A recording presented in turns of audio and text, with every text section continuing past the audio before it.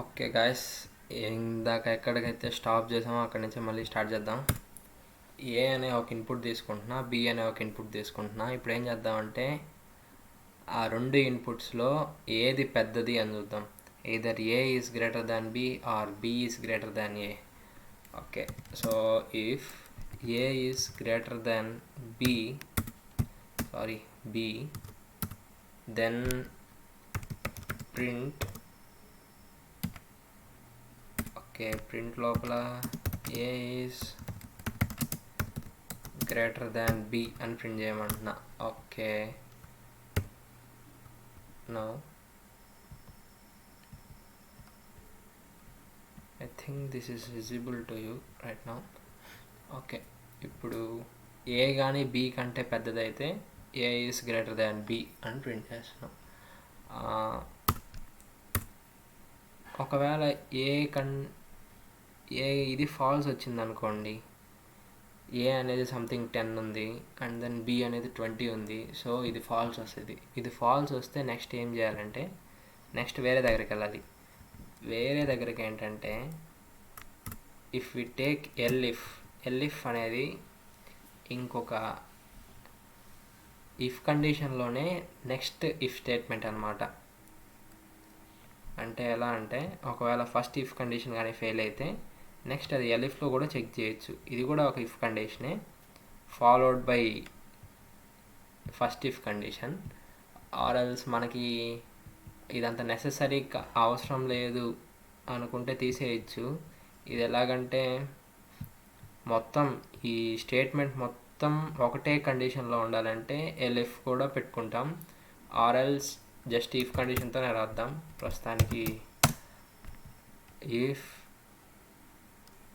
A is less then B, ఒకవేళ A కానీ B కంటే లెస్సర్ అయితే print A is less than B. Okay fine.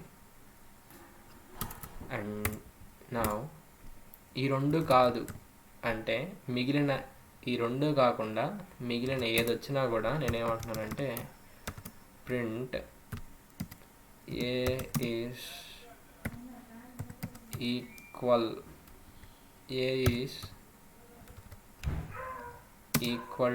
To be. A is equal to B అని చెప్తున్నా. ఎందుకంటే either ఏ greater than అయినా అయితే ఏ ఈజ్ గ్రేటర్ దాన్ అంటాను. If A is less than B then I call it as A is less than B. Or else ఈ రెండు కాదనుకుంటే A is equal to B అంట. ఓకే, నువ్వు ఒకసారి రన్ చేసి చూద్దాం ఏం జరుగుతుందో.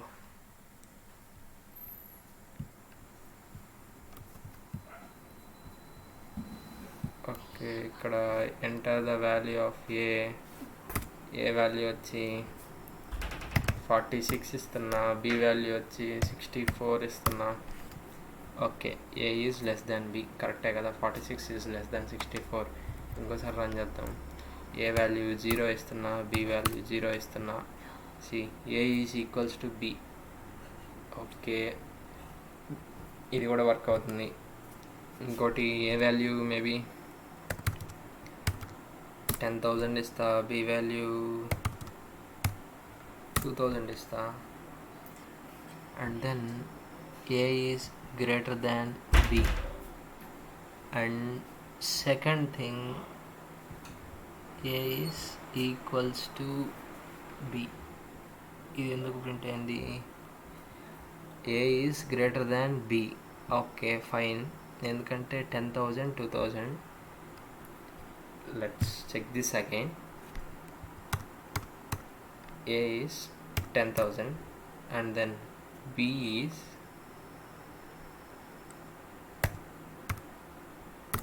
first 20 ఇద్దాం.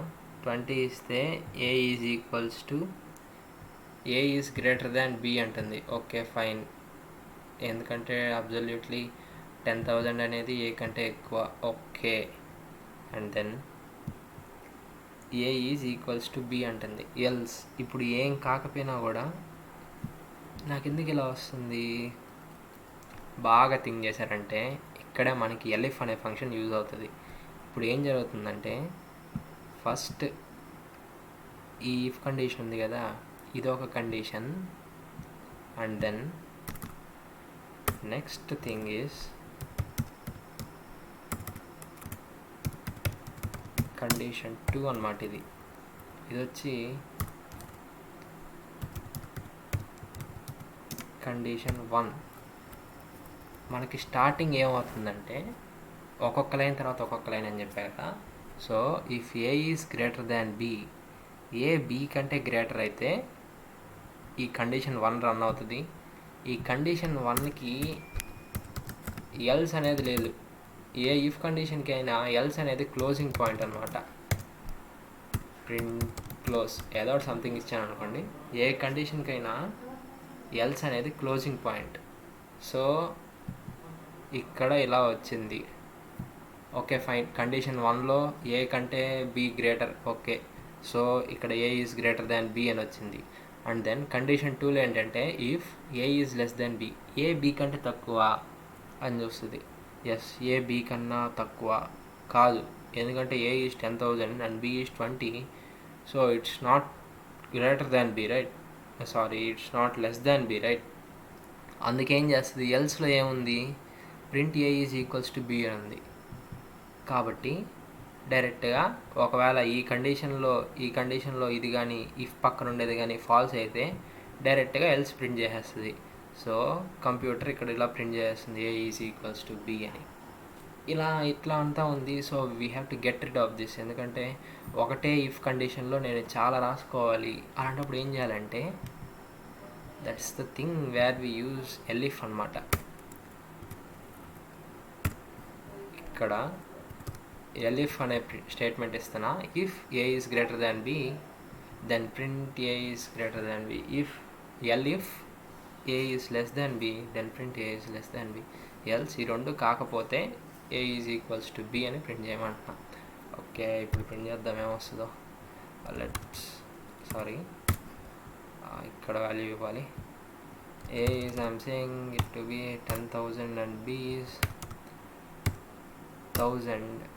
Now yes, A is greater than B. ఇంతకు ముందులాగా ఇక్కడ A is greater than B అని వచ్చిందండి, A is equals to B అని కూడా రాలేదు. ఎందుకంటే ఇక్కడ ఒక కండిషనే ఉంది. ఒకసారి కానీ ఇఫ్ స్టార్ట్ అయిందంటే అది మొత్తం ఒకటే కండిషన్ కింద లెక్క.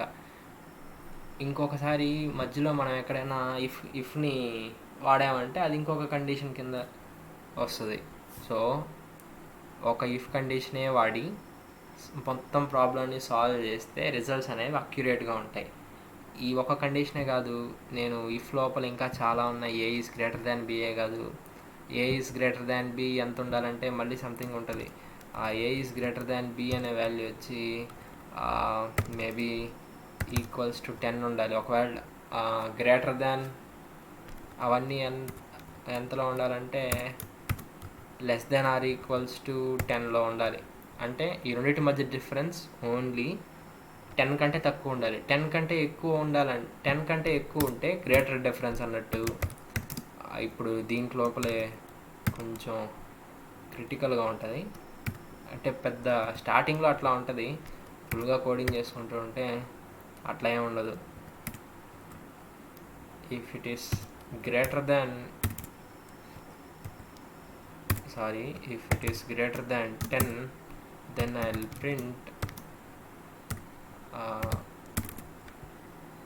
print the result of comparison is greater than 10. Okay, ఇప్పుడు ఏ కానీ బి కంటే 10 కంటే తక్కువ ఉంటే A is less than B within 10 అని ప్రింట్ చేస్తా, లేదంటే ఇలా ప్రింట్ చేస్తా. సో ఇక్కడ ఒకసారి ట్రై చేద్దాం. ఏ ఎంత ఇస్తున్నానంటే 10 ఇస్తున్నా. ఏ బి కన్నా తక్కువ ఉండాలి. ఓకే, సో బి ఒక 15 ఇస్తాను. I think line 8 should execute. Yes, A is less than B within 10 అంటే ఎక్కడికి వెళ్ళిపోయింది. A is less than B within 10 అంటే ఇక్కడ ఎలిఫ్లో ఈ కండిషన్ సాటిస్ఫై అయితే ఇది అవుతుంది, ఆర్ఎల్స్ ఇది కూడా ఫాల్స్ అయితే నెక్స్ట్ ఎలిఫ్ స్టేట్మెంట్కి వెళ్తుంది. ఇలా ఒక స్టేట్మెంట్ రాశాక ఒక ఇఫ్ స్టేట్మెంట్లో ఎట్లా ఉంటాయంటే జనరలైజ్డ్గా ఇఫ్ స్టేట్మెంట్లో ఫస్ట్ ఇది ఇఫ్ స్టేట్మెంట్, నెక్స్ట్ ఎలిఫ్ స్టేట్మెంట్ ఆర్ఎల్స్ ఈ రెండు కాకపోతే లాస్ట్లో ఎల్స్ ఇంకా ఈ రెండు కాకపోతే ఏం చేయాలి అనేటట్టు పెట్టుకోవాలి. మోస్ట్లీ ఎలిఫ్ స్టేట్మెంట్ అనేది ఎక్కువ వాడం, బట్ ఇన్ దిస్ కండిషన్స్ ఇప్పుడు చూపించాయి కదా మీకు ఇంతకుముందు ఒకటేసారి 2 స్టేట్మెంట్స్ ప్రింట్ అయిపోయాయి, అసలు అర్థమే ఉండదు కొంతసేపు ఎందుకు అట్లా కండిషన్ తీసుకున్నా కానీ ప్రింట్ అయిపోతుంది, ఏదైనా ఎర్రర్ ఏమో అనుకుంటాం. If you think like A computer you can do it. Okay, if ఆ రెండింటి మధ్య డిఫరెన్స్ ఎంత ఉండాలి, ఏ లెస్ దాన్ బి వచ్చి గ్రేటర్ దాన్ 10 ఉంటే కంపారిజన్ ఈస్ గ్రేటర్ దాన్ 10 అని రావాలి కదా. ఓకే, ఏ వాల్యూ 1 ఇస్తున్నా, బి వాల్యూ మేబీ 20 ఇస్తున్నా, అయినా కూడా A is less than B within 10 అనే వస్తుంది. ఇదేమవుతుందంటే A less than B and then దీని వాల్యూ ఉంటుంది కదా, if A is less than B ఇది కానీ ట్రూ అయితే less than or equals to 10. ఏం కాదు, కన్ఫ్యూజ్ అవ్వద్దు. If A is less than B, ఒకవేళ ఏ కానీ బి కంటే లెస్ దాన్ అయితే అండ్ దెన్ ఇక్కడ వరకే మనకి ఇంటర్ప్రెటర్ చెక్ చేస్తుంది, తర్వాత చెక్ చేయట్లేదు. ఏ ఈజ్ లెస్ దాన్ బి అని డైరెక్ట్గా వెళ్ళిపోతుంది, విత్ ఇన్ 10 అని వస్తుంది. సో మీరు దీనికి ఏం చేయాలంటే ఏ ఈజ్ లెస్ దాన్ బి అనేదాన్ని ఒక వేరియబుల్లో స్టోర్ చేసుకొని ఆర్ఎల్స్ ఎనీథింగ్ దాన్ని ఒకదానికి ఈక్వేట్ చేసుకోవాలి. A is less than B, A is less than B అనేది ఎంత లెస్ దాన్ బి అనేది మనకు కావాలి. ఇప్పుడు A is less than B అంటే ట్రూ ఆర్ ఫాల్స్ వస్తుంది. సో ఏ బి కన్నా ఎంత తక్కువ అనేది మనకి ఎప్పుడు తెలుస్తుంది, when we do a negative symbol minus కదా. సో ఇప్పుడు చూడండి, ఒక లూప్ లోపల ఇంకొక లూప్ రాస్తున్నా, ఒక కండిషన్ లోపల ఇంకొక కండిషన్, డబుల్ కండిషన్స్ అంటారు వీటిని. If A is less than or equals to B, ఇక్కడ లెస్ దాన్ 10 తీసేద్దాం. If A minus B, if a minus b is less than 10, print it's less than 10. Or else if a minus b is less than ఎంత తీసుకుందాం, less than 20 maybe, print it's less than 20. Code complicated అవుతుంది, బాగా check చేయండి. If A is less than B, so మనకి ఈ statement అవసరం లేదు ఇప్పుడు, ఎందుకంటే A is less than B లోపల గ్రేటర్ దాన్ 10 లెస్ దాన్ 10 అవన్నీ ఇక్కడే చూసుకుంటున్నాం. So will cut this. Code ఎంత షార్ట్గా ఉంటే అంత బాగా అర్థం అవుతుంది. ఫస్ట్ థింగ్, ఏ కానీ బి కంటే ఎక్కువ అయితే ఏ ఈజ్ గ్రేటర్ దాన్ బి అని ప్రింట్ చేస్తా. ఓకే ఫైన్, ఒకసారి చూద్దాం అది రన్ అవుతుందో లేదో. ఫస్ట్ స్టేట్మెంట్ ఏ 20 ఇస్తున్నా, బి వచ్చి 19 ఇస్తున్నా. Okay, A is greater than B. ఇంకా ఈ 12th ఎల్స్ కూడా చూద్దాం. ఏ వచ్చి 3 ఇస్తున్నా, బి 3 ఇస్తున్నా, A is equals to B. Okay fine, ఇప్పుడు మనం చెక్ చేయాల్సింది ఇక్కడ ఒకటే, ఏ కానీ బి కంటే తక్కువ అయితే అప్పుడు ఎట్లా ఉంటుంది అని. ఇప్పుడు ఏ వాల్యూ 5 ఇస్తున్నా, బి వాల్యూ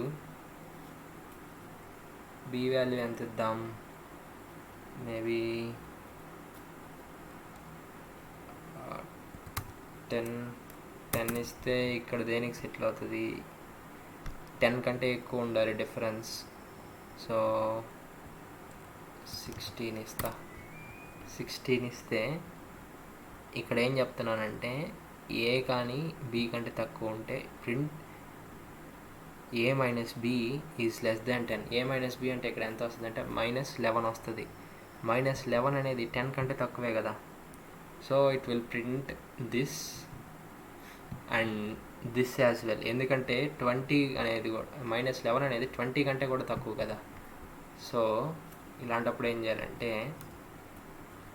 రెండు ఎగ్జిక్యూట్ కాకుండా ఓన్లీ ఒకటే ఎగ్జిక్యూట్ అయ్యేటట్టు పెట్టుకోవచ్చు. ఎట్లా అంటే సపోజ్ ఒక ఈక్వల్ టు పెట్టేసుకున్నాను అనుకోండి, ఈజీ ఫంక్షన్ ఇది.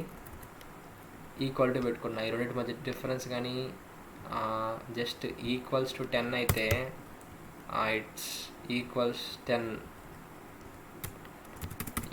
10 అని పెడతా. It's equals 10. ఓకే, చూద్దాం. వాల్యూ వచ్చి ఏ 20 తీసుకుంటున్నా, బి 20 తీసుకుంటున్నా, 20 కాదు 30 మేబీ నో 10 తీసుకుందాం. ఇప్పుడు రెండు లైన్స్ ప్రింట్ అయ్యే ఛాన్స్ ఉందా లేదా? లేదు, ఎందుకంటే ఏ కానీ బి కంటే ఎక్కువ అయితే డైరెక్ట్ ఏమైపోతుంది, ఈ స్టేట్మెంట్ ప్రింట్ అయిపోతుంది. సో ఏ మైనస్ బి మనకి ఎప్పుడు నెగిటివ్ వాల్యూసే వస్తాయి. ఇది ఎప్పటికీ ఏ ఈక్వల్స్ టు 10 కాలేదు. సో ఏ ఈక్వల్స్ టు -10 పెట్టుకుందాం. ఇది -20 పెట్టుకుందాం. ఇక్కడ మనం ఎంతసేపటి నుంచి కొంచెం తనకలాడుతున్నాం, ఎందుకంటే ఇక్కడ మైనస్ వాల్యూస్ పెట్టుకోలేదు కాబట్టి ఎంతసేపు. ఇప్పుడు చూద్దాం. ఇఫ్ ఏ ఓకే, ఏ 20 తీసుకుంటున్నా, బి 30 తీసుకుంటున్నా, ఎస్ ఇట్స్ ఈక్వల్స్ 10. ఎందుకు? 20 - 30 ఈజ్ అబ్సల్యూట్లీ -10. అందుకు ఇది ప్రింట్ అయింది. ఇప్పుడు ఏ ఈజ్ లెస్ దాన్ 20, -20. ఈ రెండింటికి డిఫరెన్స్ ఎంత ఉండాలంటే లెస్ దాన్ -20 ఉండాలి. నెగిటివ్ వాల్యూస్లో తెలుసు కదా, వాల్యూ పెరిగే కొద్దీ దాని ముందు నెగిటివ్ ఉండడం వల్ల అది డిక్రీజ్ అయిపోతుంది. ఎట్లా చెప్పాలంటే నెంబర్ పెరిగే కొద్దీ దాని వాల్యూ డిక్రీజ్ అయిపోతూ ఉంటుంది. సపోజ్ ఏ 30 అనుకుంటా, B maybe 70. So it's less than 20. ఎందుకంటే -20 కన్నా 30 - 70 వచ్చి -40. అదేంటంటే -40 అని ఏదైతే వాల్యూ ఉందో అది -20 కంటే greater. So I think video is becoming length. Okay, so far 18 minutes. Okay, let's stop this. If you have any doubt, ask me in the doubt session.